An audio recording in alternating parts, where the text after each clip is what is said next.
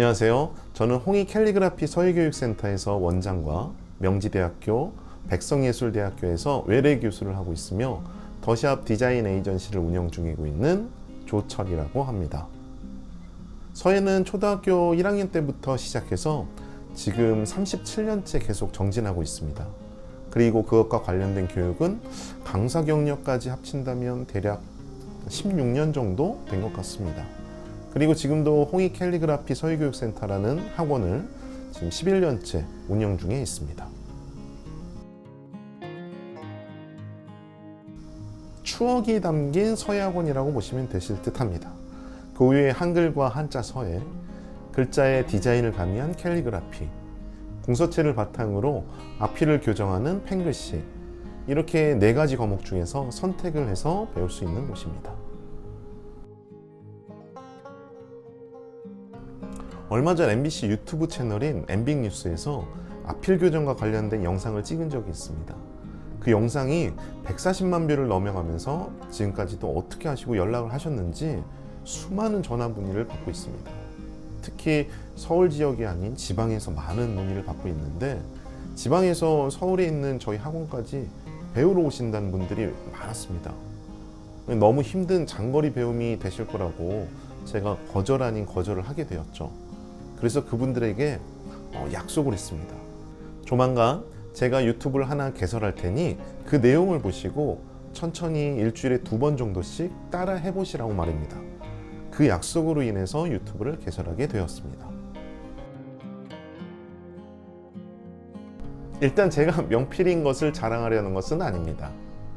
유튜브 메인 화면 속에서 내용을 보시면 유튜브를 보시는 여러분들이 명필되는 프로젝트라고 보시면 될 것 같습니다.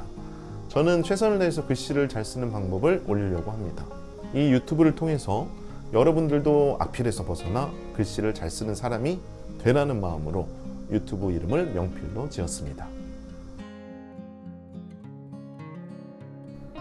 일단 가장 중요한 펜글씨를 중점적으로 다루려고 계획하고 있습니다.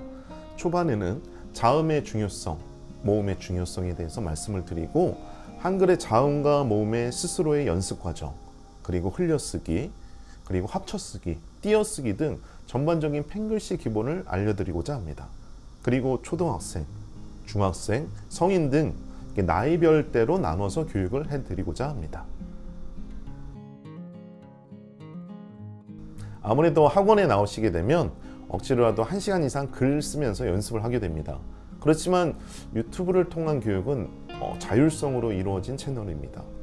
그래서 연습을 하고자 할 때는 요일, 그리고 시작 시간, 연습 시간을 꼭 정해놓고 유튜브 화면을 정지해 가면서 연습하시는 게 좋습니다. 연습 시간은 한 30분에서 40분 정도가 좋습니다. 너무 많은 시간을 투자하다 보면 금방 지치고 나중에는 포기할 수도 있으며 꾸준하게 하시는 것을 추천드립니다. 글을 잘 쓰려면 일단 오랜 시간이 걸립니다. 짧은 시간 내에 잘 쓸 수는 없습니다. 차근차근 자음과 모음을 이해하면서 단어, 문장, 빠른 글쓰기까지 연습을 해야 합니다. 그렇지만 지금 여러분들의 글씨를 조금이나마 발전시킬 수 있는 몇 가지 방법은 있습니다. 첫 번째, 글씨의 높이와 크기를 맞추는 것입니다. 가상의 정사각형 틀을 만들고 그 안에 글씨를 넣는 방법으로 글씨를 쓰는 것입니다. 또한 모음의 세로획, 정확하게 일치시킨다면 확실히 글씨는 좋아집니다.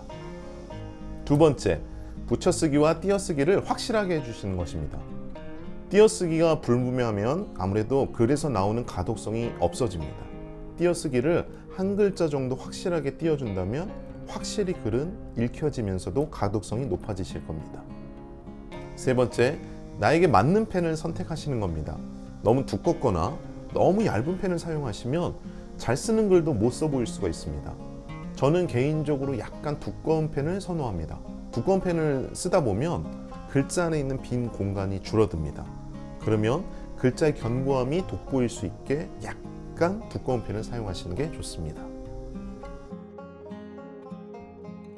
기본적인 펜글씨 교육이 끝나게 된다면 한글 서예, 캘리그라피, 한자 서예 등 여러 가지 과목을 가르쳐 드리고자 합니다.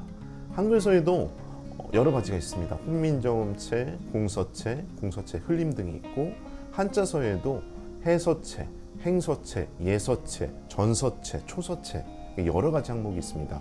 마찬가지로 캘리그라피도 여러 자음과 모음의 종류로 가르쳐 드리고자 합니다. 특히 캘리그라피 같은 경우에는 어도비 프로그램을 사용하시는 것도 좋습니다. 어도비 포토샵과 일러스트레이터 프로그램을 사용하여서 추후 타이포그래피 디자인에서도 사용할 수 있는 배움까지 가르쳐 드릴 예정입니다. 중국 당나라 때 관리자를 등용할 때 쓰이는 한자 성어가 있습니다. 신원서판, 신원판서라도 있는데요. 몸신, 말씀원, 글서, 판단할 판 이렇게 사람에게는 4가지 덕목이 꼭 필요합니다. 몸가짐이 깨끗해야 되며 말씨가 좋아야 되며 판단력이 좋아야 되고 그리고 글입니다. 글을 만들거나 글씨가 좋아야 합니다. 여러분께서는 보편화된 컴퓨터나 핸드폰 등 각종 디지털 기기로 인해서 손으로 쓰는 글씨가 중요하지 않다고 생각할 수도 있습니다. 그렇지만 글씨는 글씨를 쓰는 사람을 대변합니다. 글씨로 인해서 사람의 됨됨이까지 느껴질 수 있다고 볼 수 있습니다. 글씨가 변한다면 인생이 바뀐다고 했습니다. 어찌 보면 맞는 말일 수도 있습니다. 다급하고 급한 성격을 차분하고 천천히 글씨를 쓴다면 어느 정도 성격에도 개선이 될 수 있다는 말이죠. 이제부터라도 너무 급하지 않게 천천히 생각하며 글씨를 써보세요. 여러분의 글씨가 차분하고 안정하게 변한다면 여러분의 변한 글씨처럼 인생도 편안하지 않을까 생각합니다.